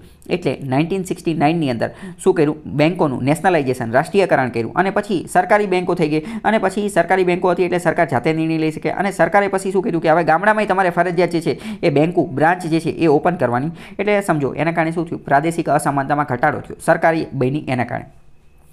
પણ હવે માની લો કે પ્રાઇવેટ જ હોય તો પ્રાઇવેટ તો પોતાના પ્રોફિટના આધારે નક્કી કરે, એ તો અહીંયા નહીં નાખે. અત્યારે સેમ એ જ વસ્તુ રેલવેની અંદર પણ લાગુ પડે છે, બરાબર. તો રેલવે તો એવું કહે છે કે હવે રેલવેનું પણ ખાનગીકરણ કરવાનું છે. તો એવું બની શકે કે રેલવે ખાનગી થઈ જાય તો એ અત્યારે જે અંતરિયાળ વિસ્તારો જે છે કે જ્યાં ખૂબ ઓછા પૈસા મળે છે તો ત્યાં કદાચ એ લોકો પોતાની સુવિધા જે છે એ બંધ કરી શકે છે. તો આ એક કોન્સેપ્ટ હતો જેના આધારે, જેના વિશે વિચારી અને તમે પ્રશ્નોના જવાબ જે છે એ આપી શકો. એટલે મેં તમને આ બધું ટાઈમપાસ કર્યો. આગળનો બીજો પ્રશ્ન છે, તાજેતરના વર્ષોમાં તેલ અને કુદરતી ગેસના ક્ષેત્રમાં રજૂ કરવામાં આવેલા મુખ્ય સુધારા નીચે મુજબ છે. નેચરલ ગેસ અને જે ક્રૂડ ઓઇલ જે છે એની બાબતે અમુક સુધારા કર્યા છે. તો એ શું સુધારા છે એ આપણે જોઈએ. એની માટે મેં એક અલગ વિડીયો બનાવેલો છે, એ તમે જોઈ લેજો. તો પહેલાં જે આ ક્રૂડ ઓઇલની એની માટેની જે પોલિસી હતી ને એ નેલ્પ હતી અને એની બદલે હવે જે નવી આવી કઈ કરી નાખી, હેલ્પ કરી નાખી, hydrocarbon exploration policy, hydrocarbon exploration and leasing policy, એવું કંઈક એનું ફૂલ ફોર્મ છે. તમે આ નેલ્પ અને હેલ્પ જે છે એ આ ચેનલ ઉપર જ એના વિડીયો જે છે એ તમે જોઈ લેજો એટલે તમને ખ્યાલ આવે. તો હેલ્પ એટલે કે મદદ માટેની કરી નાખી. તો કે તેલ અને કુદરતી ગેસના સંસાધન અને ઉત્પાદન ખાનગી ક્ષેત્રની સહભાગિતાને મંજૂરી આપી. આ તો બરાબર સાચી વાત છે. પહેલાં જે છે ને એ ખાલી સરકારી કંપની જે છે ને એ જ આના એક્સપ્લોરેશનની અંદર ભાગ લઈ શકતી હતી, પરંતુ હવે ખાનગી જે છે એ પણ ભાગ લઈ શકશે. તો પહેલું સાચું છે. પ્રશાસન કિંમત નિર્ધારણ પ્રક્રિયાનું વિસર્જન, મતલબ શું કહેવા માંગે છે ઇંગ્લિશમાં જોઈએ. Dismantling of the administrative pricing mechanism, એટલે કે પ્રાઇઝ કિંમત જે છે એ નક્કી કઈ રીતે કરવાની, તો કે નક્કી કરવા માટેની જે જૂની વ્યવસ્થા હતી એને રદ કરી નાખી, એને ડિસમેન્ટલ કરી નાખી. તો એ વાત પણ સાચી છે, એ વાત પણ સાચી છે. અને ત્રીજા નંબરનું એ છે કે allowing domestic companies to acquire international oil gas reserves. પહેલાં કેવું હતું, જે જૂની નેલ્પ હતી ને એના અંતર્ગત કેવું હતું કે ભારતની જે કંપની એટલે ડોમેસ્ટિક ભારતની કંપની જે છે એ વિદેશની અંદર કોઈ ઓઇલ રિઝર્વ કે ઇન્ટરનેશનલ ઓઇલ જે છે એની લીઝ ખરીદી શકતી ન હતી. પરંતુ હવે એવું કીધું કે હવે તો આ કંપની જે છે એ વિદેશમાં પણ આ બધી વસ્તુ ખરીદી શકશે. તમને ખ્યાલ હોય તો અદાણીએ જે છે એ ઓસ્ટ્રેલિયાની અંદર કોલસાની જે ખાણ જે છે એ ખરીદેલી હતી અને એ મુદ્દો ખૂબ ચર્ચામાં આવેલો હતો. તો એ ખરીદી શક્યા કેમ, કારણ કે આ પરમિશન આપી એટલે. તો એક રીતે 3 જે છે એ સાચા છે. આગળનો પ્રશ્ન જોઈએ. ભારતમાં સર્વિસ ટેક્સ સેવા કરના સંદર્ભમાં કયું વિધાન સાચું છે? ભારતમાં સર્વિસ ટેક્સ 1954-55માં દાખલ થયો હતો અને ભારતમાં સર્વિસ ટેક્સ સૌપ્રથમ 3 સેવાઓમાં રજૂ કરવામાં આવ્યો હતો, ટેલિફોન સેવા, સામાન્ય વીમો અને શેર બ્રોકિંગ. તો માત્ર 2 સાચું અમને જવાબ આપેલો છે. આગળનો બીજો પ્રશ્ન જોઈએ કે નીચેનામાંથી કોનો સામાન્ય રીતે ભારત સરકાર માટે બિન વિકાસલક્ષી ખર્ચ તરીકે ઓળખવામાં આવે છે, એટલે કે નોન ડેવલપમેન્ટ એક્સપેન્ડિચર કયો છે?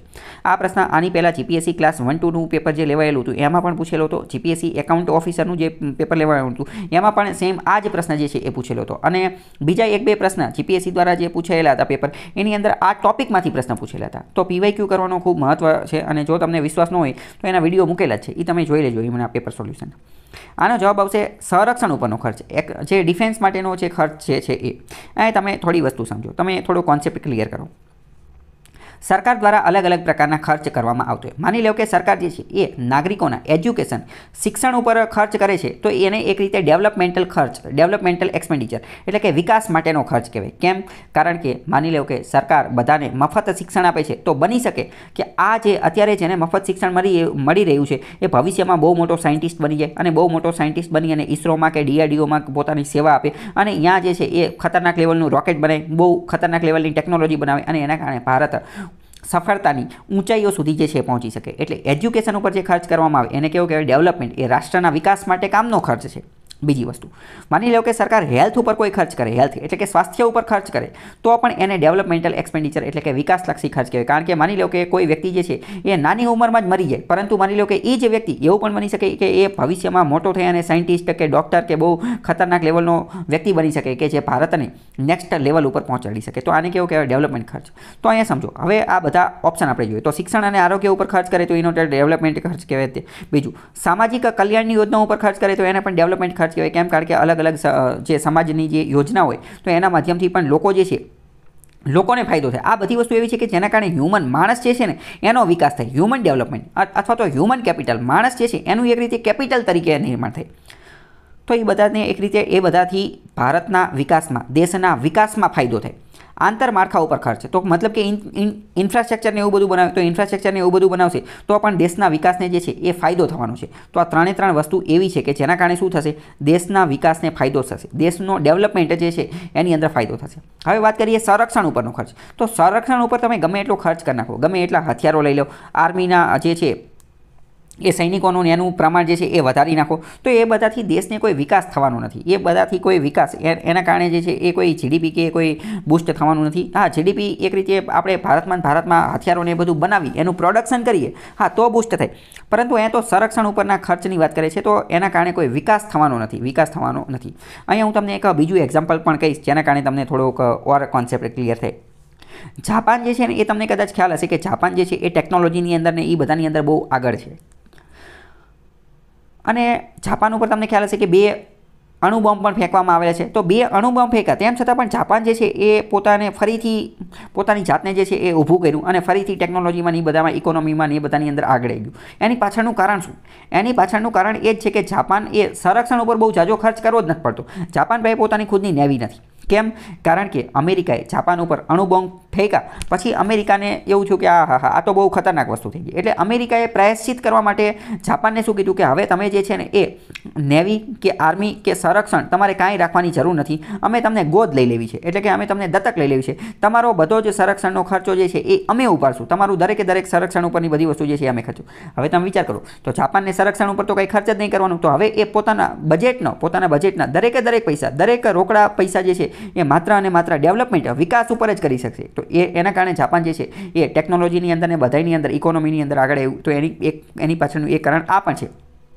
જ્યારે ભારતની અંદર તો શું થાય? તો ભારતના તો 2 ખતરનાક પડોશી છે, એક તો પાકિસ્તાન અને એક તો ચાઇના. તો એનેથી લડવા માટે તો આપણે એનેથી બચવા માટે તો ઘણો બધો જે છે ખર્ચો કરવો પડે, સંરક્ષણ ઉપર ખર્ચો કરવો પડે. તો આ સંરક્ષણ ઉપરનો ખર્ચો તો એનેથી તો કંઈ ફાયદો જ નથી થવાનો, એનેથી કોઈ પણ પ્રકારનો વિકાસ જે છે એ થવાનો નથી. ઘણી બધી વાર આપણે યુદ્ધની અંદર જે ખર્ચો કરીએ તો યુદ્ધથી પણ કંઈ ફાયદો જે છે એ થવાનો નથી. તો એને પણ બિન વિકાસલક્ષી ખર્ચો કહેવાય. તો અહીંયા ટૂંકમાં હું એવી આશા રાખું છું કે તમારા મગજમાં એ ક્લિયર થઈ ગયું હશે કે ડેવલપમેન્ટલ એક્સપેન્ડિચર અને નોન ડેવલપમેન્ટલ એક્સપેન્ડિચર, વિકાસલક્ષી ખર્ચ અને બિન વિકાસલક્ષી ખર્ચ શું છે. આ મેં તમને એટલું ડિટેલમાં એટલા માટે સમજાવ્યું કારણ કે વારંવાર જીપીએસસી આ ટોપિકમાંથી પ્રશ્ન જે છે એ પૂછે છે. છેલ્લા 3-4 જે પેપર લીધેલા એ બધામાં આ પ્રશ્ન પૂછેલો છે.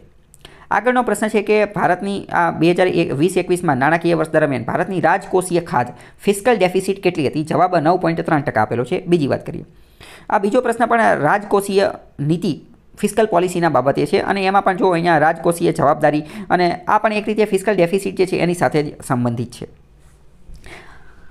અહીંયા હું તમને બીજી વાત કહીશ કે ફિસ્કલ ડેફિસિટ જે છે એ જીપીએસસીનો ફેવરિટ ટોપિક છે. જીપીએસસી શું યુપીએસસીનો પણ ફેવરિટ ટોપિક છે. દર વર્ષે જે છે આ ફિસ્કલ ડેફિસિટ, આ પ્રાઇમરી ડેફિસિટ, આ કેપિટલ એક્સપેન્ડિચર, આ રેવન્યુ એક્સપેન્ડિચર, આ revenue deficit, capital deficit, budget deficit, આ બધા ઉપર પ્રશ્ન વારંવાર પૂછાતા હોય છે. આ બધું શું છે? તો આ બજેટ સાથે જોડાયેલા શબ્દો છે. આ બધા તમને જે છે એ ખબર જ હોવી જોઈએ. ઇકોનોમીની તૈયારી કઈ રીતે કરવી એની સ્ટ્રેટેજી માટેનો મેં વિડીયો બનાવેલો છે અને વિડીયોની અંદર મેં તમને કીધેલું છે કઈ રીતે તૈયારી કરવી. એમાં મેં એવું કીધેલું છે કે 2 વિડીયો તો મસ્ટ વોચ છે, એટલે કે એ તો તમારે ખાસમાં ખાસ જોવાના જ છે. એ વિડીયો તો તમને ખાસ જોવાના છે. હકીકતમાં જોવાના નથી, પરંતુ એને આત્મસાત કરવાના છે, એને કડકડાટ તમારે પાકા કરી નાખવાના છે. તો એમાં બીજા નંબરનો જે વિડીયો હતો ને એ આ હતો કે રાજકોષીય ખાતવાળો ફિસ્કલ ડેફિસિટ ને પ્રાઇમરી ડેફિસિટ ને એ બધું જે છે ને એ તમારે ડિટેલમાં પાકું કરવાનું હતું. તો એ વિડીયો તમે ખાસ જોઈ લેજો. એમાં આ બધી વસ્તુ જે છે એ મેં સમજાવેલી છે કારણ કે આ જીપીએસસીનો જે છે ફેવરિટ ટોપિક છે. બાકી આમાં આનો જવાબ તો જે છે એ બધા સાચા છે. આગળ બીજો પ્રશ્ન જોઈએ કે નાણાં પંચ દ્વારા નાણાં હસ્તાંતર સંદર્ભમાં નીચેનામાંથી કયું વિધાન સાચું છે? તો તમામ નાણાં પંચોએ પછાત રાજ્યોને યોગ્ય મહત્વ આપવા માંગ કરેલી હતી, તો એ વાત સાચી છે. અને ધનિક રાજ્યો જે છે કેન્દ્રના સંસાધનથી વંચિત હતા, એ વાત ખોટી હતી. કારણ કે આગળનો પ્રશ્ન છે કે મુક્ત બજાર અર્થતંત્ર લેસેસ ફેરના સિદ્ધાંતના માર્ગદર્શિકાને અનુસરે છે. પહેલાં લેઝીસ ફેરનો મતલબ શું? લેઝીસ ફેર જે છે ને એ એક રીતનો કોન્સેપ્ટ છે. લેઝીસ ફેરનો મતલબ થાય government should have no business in business. આનો મતલબ શું થાય? આ અંગ્રેજીનું આખું વાક્ય તમે આ એક વાક્ય યાદ રાખી લો ને તો તમને ફાયદો થઈ જાય કે government should have no business in business. એટલે કે એક રીતે સરકારે જે બિઝનેસ છે, ઉદ્યોગ જે છે, એની અંદર કોઈપણ પ્રકારનું ઇન્ટરફેરન્સ, કોઈપણ પ્રકારની દખલ અંદાજી કરવી જ ન જોઈએ. સરકારે ઉદ્યોગોને જે છે એ મુક્ત રીતે મૂકી દેવા જોઈએ. મુક્ત અર્થતંત્રની જે છે એ વાત કરે છે. એટલે કે મુક્ત બજાર અર્થતંત્ર જે છે એ આની ઉપર કામ કરે છે, તો એ વાત સાચી છે. અને જે એડમ સ્મિથ જે છે, એડમ સ્મિથ એણે આ આખી વાત જે છે એ કરેલી હતી. તો લેઝસ ફેરનો સિદ્ધાંત જે છે એ એની સાથે જોડાયેલો છે. પહેલું વિધાન સાચું છે. બીજું વિધાન એવું કહે છે કે હુકમી અર્થતંત્ર એટલે કે કમાન્ડ ઇકોનોમી જે છે એ ટકાઉ રીતે સંપત્તિનું સર્જન કરતી નથી અને નવીનતા અને કાર્યક્ષમતા માટે અનુકૂળ નથી. તો હવે હુકમી કમાન્ડ ઇકોનોમીનો મતલબ શું થાય? કમાન્ડ ઇકોનોમીનો મતલબ એવું થાય કે દરેક વસ્તુ જે છે ને એ સરકારી જશે. હકીકતમાં આ જે લેઝીસ ફેર જે છે ને એની કરતાં એકદમ વિરુદ્ધનું વસ્તુ છે કે દરેક વસ્તુ કેવી હશે? સરકારી જશે. માની લો કે બાઇક બનાવવાના છે તો બાઇક કોણ બનાવશે? સરકારી કંપની. કાર બનાવવાની છે તો કોણ બનાવશે? સરકારી કંપની. વોશિંગ મશીન, ટીવી, કોઈ પણ વસ્તુ, બધી જ વસ્તુ કોણ બનાવશે? સરકારી કંપની જ બનાવશે. અને સરકાર નક્કી કરશે કે કેટલું બનાવવાનું, કેટલું પ્રોડક્શન કરવાનું, એ બધી વસ્તુ. અને એક રીતે એવું પણ કહી શકાય મતલબ કે આમાં શું થશે? આમાં મોનોપોલી સર્જાઈ જશે. મોનોપોલી. કેમ મોનોપોલી? કારણ કે એક જ કંપની જે છે એ બધી વસ્તુ બનાવતી હશે. કઈ કંપની? સરકારી કંપની હશે એ. ચાઇના અને રશિયાની અંદર જે છે એ આ પ્રકારની વસ્તુ જોવા મળતી હતી. આને એક રીતે સોશિયાલિસ્ટ મોડલ પણ કહી શકાય. અને જે ક્યુબા અથવા તો જે નોર્થ કોરિયાની એ બધું જે છે અહીંયા હજી પણ આ કમાન્ડ ઇકોનોમી જે છે એ જોવા મળે છે. એ વિધાન વાંચીએ તો કે કમાન્ડ ઇકોનોમી ટકાઉ રીતે સંપત્તિનું સર્જન કરતી નથી અને નવીનતા અને કાર્યક્ષમતા માટે અનુકૂળ નથી. હા, તો એ વાત બિલકુલ સાચી જ છે. કેમ? કારણ કે આ હુકમી અર્થતંત્રમાં તો ઉપરથી જે કમાન્ડ આવે, સરકાર જે કમાન્ડ આપે એ જ કરવાનું હોય. તો એમાં કોઈ નવીનતા, ઇનોવેશન કે કાર્યક્ષમતા આવે ને ઉપરથી જેટલું પ્રોડક્શન કરવાનું કે એ જ કરે, એમાં કોઈ કાર્યક્ષમતા નહીં, એને કોઈ દેવા છે નહીં. તો બીજું વિધાન પણ સાચું છે. તો બોમ્બે પ્લાન જવાહરલાલ નહેરુ દ્વારા બનાવવામાં આવેલો હતો. તો ત્રીજું વિધાન જે છે ખોટું છે. કારણ કે બોમ્બે પ્લાન એ મુંબઈના જે ઉદ્યોગપતિઓ હતા એના દ્વારા બનાવવામાં આવેલો હતો. JRD તાતા અને બિરલા એ બધા લોકો જે છે એમના દ્વારા બનાવવામાં આવેલો હતો. આગળનો પ્રશ્ન છે કે નીચેનામાંથી કઈ વિશેષતા દર્શાવે છે કે ભારતીય અર્થતંત્ર જે છે એ વિકાસશીલ શ્રેણીની અંદર છે? આ મેં આની પહેલાં હમણાં મેં તમને જે ભારતીય અર્થતંત્રના જે લક્ષણો જે સમજાવેલા હતા એની અંદર એ બધી વસ્તુ મેં તમને ડિટેલમાં સમજાવેલી છે. તો કે મુખ્યત્વે ખેતી છે, છુપી બેરોજગારી છે, મૂડીની નબળી ગુણવત્તા છે. આ ત્રણે જે છે જવાબ આવશે. પ્રોટીનના ને એને કંઈ આની યારે લેવા દેવા છે નહીં. અહીં આપણા ઇકોનોમીના બધા પ્રશ્નો જે છે એ પૂરા થાય છે. બાકી આની અંદર તમને કંઈ વાંધો હોય, સમસ્યા હોય કે એવું લાગતું હોય કે આ જવાબ ખોટો છે તો એ તમે કમેન્ટ કરી અને જણાવી શકો છો. બાકી તમારો બીજો કોઈ સુઝાવ હોય તો પણ તમે કમેન્ટમાં જણાવી શકો છો. બાકી મેરિટ કેટલું રહેશે, મેઇન્સની તૈયારી કઈ રીતે કરવી એનો વિડીયો અલગથી બનાવેલો છે.